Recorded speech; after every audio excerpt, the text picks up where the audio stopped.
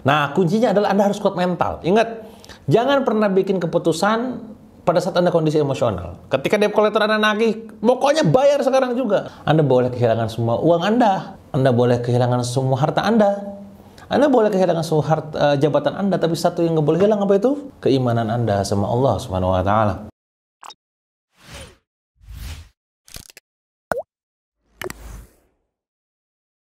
Hayo, apakah Anda sudah terlanjur mulai bisnis pakai duit riba dan pengen keluar dari riba tersebut? Kalau misalkan Anda pengen keluar dari riba tersebut, tonton video ini sampai selesai. Saya tahu Anda yang sekarang mungkin memutuskan untuk hijrah akan mengalami ujian yang sangat luar biasa setelahnya. Karena Allah menguji Anda dari segi keistiqomahan Anda dalam berhijrah itu sendiri. Ingat, hijrah itu mudah, yang gak mudah itu adalah istiqomahnya. Tapi satu keyakinan yang harus Anda yakini bahwa ketika Anda berhijrah, ada di sana yang Allah sudah siapkan rezeki yang luas dan jalan keluar yang besar yang mungkin tidak pernah Anda duga sebelumnya. Wa may yuhajir fi sabilillah yajid fil ardi muragaman katsira wa sa'a. Itu dalilnya surat An-Nisa ayat 100. Tapi sekali lagi tidak hanya sekedar omongan ataupun katakanlah ceramah atau mungkin sekedar ayat yang Anda butuhkan gitu ya. Kang, kasih saya jalan gimana caranya keluar dari permasalahan ini. Oke teman-teman semua, kalau saya diminta oleh Anda untuk bercerita atau mungkin memberikan sebuah saran ataupun masukan, ada beberapa yang ingin saya kasih saran buat Anda. Nomor satu, kalau nggak semua, bertaubatlah pada Allah. Ini nomor satu. Jadi bertaubatlah pada Allah. Setiap manusia terhalang rezekinya karena dosa yang diperbuatnya. Ketika Anda sudah menyadari bahwa ternyata apa yang sudah Anda lakukan kemarin adalah sebuah kesalahan besar, dosa besar, maka bertaubatlah. Bagaimana cara bertaubatnya? Mengakui kesalahan-kesalahan yang sudah pernah Anda buat, berdoa setiap hari gitu ya, sholat taubat tiap malam, banyak-banyak istighfar. Faqultu astaghfiru rabbakum innahu kana ghaffara yursilis samaa 'alaikum midrara wa yumdidkum bi amwali wa baini wa ja'al lakum jannat wa ja'al lakum anhara. Jadi ketika kita banyak-banyak istighfar, insya Allah nanti Allah akan kasih jalan berupa rezeki yang juga nantinya datang dari arah yang tidak disangka-sangka. Bagaimana dalam surat At-Tolak? Wa may yattaqillaha yaj'al lahu makhraja wa yarzuqhu min haitsu la yahtasib. Kita juga belajar dari kisah Nabi Yunus, di mana beliau ini seorang nabi yang awalnya mungkin bahasanya mungkin kecewa atau mungkin udahlah gitu, didakwahin gak gerak-gerak, terus asa yowes. Nah akhirnya kan apa yang terjadi?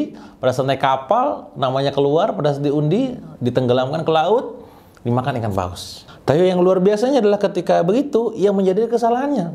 Maka doanya apa? La ilaha illa anta subhanaka inni kuntu minadz zalimin. Tidak Tuhan selain Engkau, Maha Suci Engkau, sungguhnya aku termasuk orang zalim. Nah, jadi sekarang Anda ini bukan nabi gitu ya. Nabi saja masih mengakui kesalahannya. Kadang kita ini berpikir, aduh ya Allah kok gini-gini banget ya hidup. Ini namanya ujian, Pak, gitu ya. Ya terima aja, dosanya besar gitu. Jadi nomor satu sekali lagi kawan-kawan semua apa? Bertobat kepada Allah dengan cara apa?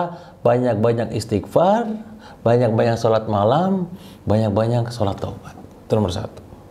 Nomor dua kawan-kawan semua, yang perlu Anda lakukan adalah lunasi hutang Anda sesegera mungkin. Loh itu justru masalah, jangan dewa duitnya kagak ada. Tugas di bagian nomor 2 ini adalah Anda coba bikin sebuah catatan-catatan. Ada berapa pos hutang Anda?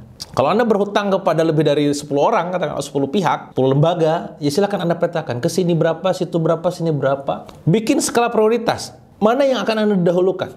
Nah kalau saya pribadi waktu itu kawan-kawan semua, yang saya lakukan adalah yang memang support saya, ya. Jadi yang support saya, yang cincai saya dahulukan. Yang nagihnya brutal, yang kembalikan uang saya. Nah itu yang saya akhirkan.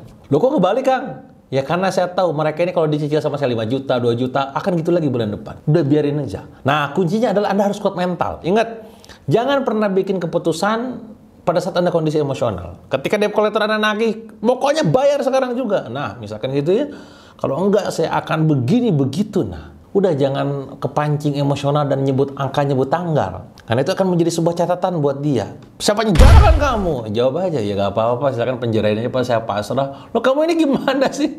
Ya kalau nanti saya penjara paling uangnya nanti Bapak gak balik gitu kan. Yang penting Anda udah punya niat balikin duit gitu ya, udah kasusnya nanti udah perdata gitu ya. Bisa dipahami ya kalau semua. Jadi nomor 2 adalah lunasi utang Anda dengan membuat sebuah skala prioritas manajemen utang. Ya kalau udah ketemu nih, oh ternyata aku tuh ngutang 40 orang misalkan. Ya Anda mending 40 Pak.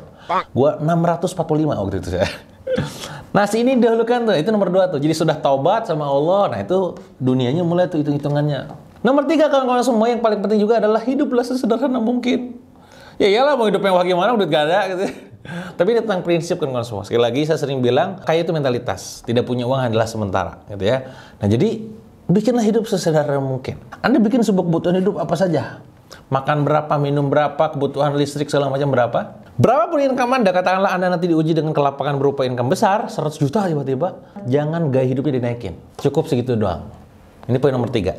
Jadi hiduplah sesederhana mungkin. Jangan selebor baru dapat duit langsung foya-foya. Jangan banyak gaya, banyak tekanan biasanya. Rumus fisikanya kan begitu. PS dengan F bagi A gitu ya. Jangan kayak begitu ya. Pokoknya adalah hidup sesederhana mungkin. Orang lain ngomongin Anda kere, miskin, gak punya duit, katro, sakar mereka. Yang penting Anda lunas utangnya nanti. Ingat, ini bagian dari laundry-nya Allah ke Anda gitu kan. Terima saja sudah. Kalau Anda dicaci maki, dilecehkan, dikucilkan, terima talen. Itu nomor 3. Jadi Anda harus hidup sesederhana mungkin. Nomor 4, kawan-kawan semua, Anda harus mulai bersedekah di saat susah. Ini rada aneh ini ya. Ada yang nanya gini ke saya, Kang, mana yang harus saya dulukan? Bayar utang atau bersedekah? Kalau ditanya lebih dahulu ya utang. Tapi bukan berarti Anda gak bersedekah. Jangan sampai hanya gara-gara Anda melunasi utang, Anda gak bersedekah. Alibi, gak punya duit gitu. Jadi kalau Anda punya penghasilan 1 juta misalkan, ya bisa jadi nanti 800.000 bayar utang, 200.000-nya sedekah. Kan gitu ya, bisa diatur. Jadi silakan mulai biasakan sedekah saat susah. Saran saya, sedekahnya kapan? Sedekah pagi aja kalau memang Anda belum banyak. Jadi dalam sebulan itu 30 hari dibikin budget. Misalnya tiap hari Anda mau sedekah 10.000, berarti 300.000 tuh. 10 dikali 30, 300.000 kan? Nanti begitu nih rutin. Nomor 4, tadi saya bilang apa? Sedekah saat susah mulai dibiasakan. Itu nomor 4. Nomor 5 apa kawan-kawan semua? Bantu orang lain. Bantu orang lain, justru saya harus dibantu. Itu poinnya. Ini utang Anda itu rada mustahil untuk bisa selesai, bahasanya gitu ya. Dengan cara Anda yang sekarang, maka kita butuh pertolongan Allah. Maka kuncinya adalah bantu orang dahulu, dibantu Allah kemudian. Semakin kita nolong orang, semakin kita hidupnya dimudahkan oleh Allah. Hal jazaa'ul ihsan illa ihsan. Ya, tidak ada kebaikan kecuali dibalas dengan kebaikan pula. Nah, maka itu yang perlu kita lakukan pula. Kang, kan saya gak ada duit. Anda bisa bantu dengan keilmuan Anda. Anda bisa bantu dengan tenaga Anda, dengan network Anda, dengan jaringan Anda. Itu yang bisa Anda lakukan. Nomor 6, apa yang bisa Anda lakukan? Kalau Anda masih punya aset, silakan jual aset Anda. Biar kata orang menganggap Anda miskin, sekali lagi, biar kata orang menganggap Anda bangkrut, emang bangkrut, ya.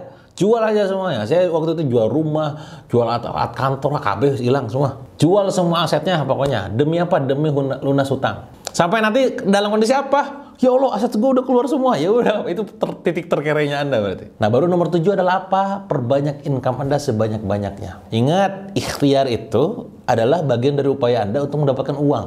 Tapi ingat, rezeki itu didapatkan bukan hanya dari ikhtiar. Poinnya itu. Uang didapatkan dengan cara bekerja, ikhtiar. Ikhtiarnya apa? Bekerja, berbisnis, berdagang, itu uang. Tapi rezeki itu didapatkan dari apa? Dari amal soleh. Makanya kenapa 7 tips saya barusan, itu nomor sekian itu rata-rata berkaitan dengan amal soleh. Tentang taubat, doa, ataupun sedekah gitu kan. Tentang bertawakal gitu kan. Tentang bagaimana Anda juga ikhtiar itu sendiri gitu kan, sunatullah. Nah, baru yang kayak tadi ngotor-kotor itu kan bagian ikhtiarnya kan. Nah, maka silakan ini lakukan untuk Anda pribadi. Nah, semoga ketika ini Anda lakukan, utang Anda nanti bisa cepat selesai, riba Anda bisa kelar, sekelar-kelarnya dengan caranya ya. Nah, kalau pakai hitungan logika mungkin sekarang Anda masih berpikir gak mungkin kan selesai. Ya itulah, itu kan logika manusia. Kan logika kita terbatas. Tapi ingat teman-teman semua, Allah itu maha kun fayakun. Kun fayakun. Lunas lah. Mayatakillah ja'allahu makhraja wa yarzuqhu min haytsu la yahtasibnya itu ada. Rezeki yang tidak disangka-sangkanya itu ada, jackpot rezekinya itu ada. Itu yang Anda yakini. Maka pesan saya di akhir, poin di sini kawan-kawan semua, Anda boleh kehilangan semua uang Anda. Anda boleh kehilangan semua harta Anda.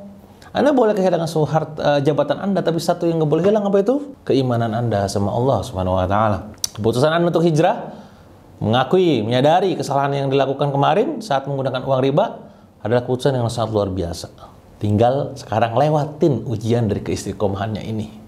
Insya Allah, saya doakan terbaik. Semoga siapapun Anda yang sekarang sedang berhutang, sedang punya amanah untuk diselesaikan, semoga Allah mudahkan, Allah lancarkan, Allah lapangkan. Sehingga nanti bisa terlepas dari permasalahan ini selepas-lepasnya dengan caranya. Amin ya Allah ya Rabbal Alamin. Untuk siapapun yang nonton video ini. Jadi mungkin teman-teman untuk video kali ini. Insya Allah ketemu lagi di video berikutnya.